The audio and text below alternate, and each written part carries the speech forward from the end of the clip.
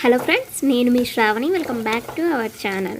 ఈరోజు మన ఛానల్లో ఎంతో రుచిగా ఉండే కాకరకాయ ఫ్రైని ఎలా తయారు చేయాలో చూసేద్దాం. రొట్టెలకైనా అన్నంలోకైనా చాలా బాగుంటుంది.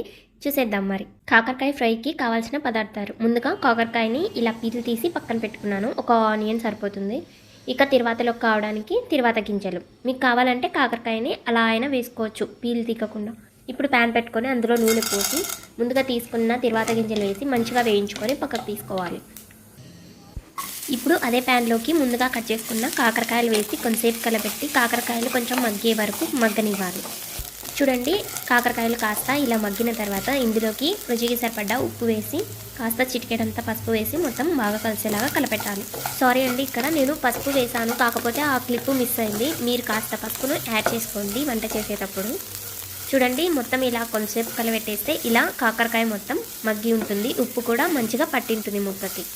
కాకరకాయ ఇలా మగ్గింది కదండి. ఇప్పుడు ఇందులోకి ముందుగా కట్ చేసుకున్న ఉల్లిగడ్డ ముక్కలు వేసి ఉల్లిగడ్డలు మగ్గేంత వరకు మగ్గనివ్వాలి.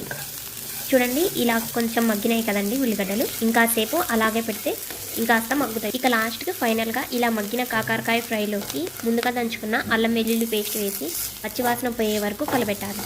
పచ్చివాసన మొత్తం పోయిన తర్వాత ఇందులోకి కాస్త ఎండు కొబ్బరి పొడి వేసి మొత్తం అంతా ఫ్రైలో కలిసేలాగా కలపెట్టాలి. మొత్తం అంతా కలిసేసిన తర్వాత పొడి ఇప్పుడు చివరిలో కారానికి సరిపడ్డ కారం పొడి వేసుకొని జస్ట్ అలాగా కొంతసేపు మొత్తం అంతా కలిసేలాగా కలపెట్టేస్తే ఎంతో రుచిగా ఉండే కాకరకాయ ఫ్రై రెడీ. ఒకసారి ఇలా సింపుల్గా మీరు కూడా ఇంట్లో ట్రై చేయండి. సరే ఫ్రెండ్స్, మరి ఈ వీడియో నచ్చితే లైక్ చేయండి. అలాగే మీరు కూడా మీ ఇంట్లో ట్రై చేసి ఎలా వచ్చిందో కామెంట్ బాక్స్లో కామెంట్ చేయండి ప్లీజ్ ఫ్రెండ్స్. అలాగే మన భోజనశాల ఛానల్ని సబ్స్క్రైబ్ చేయండి. సరే ఫ్రెండ్స్, మరి ఇంకొక వీడియోలో మీట్ అవుదాం. Bye bye. Thanks for watching.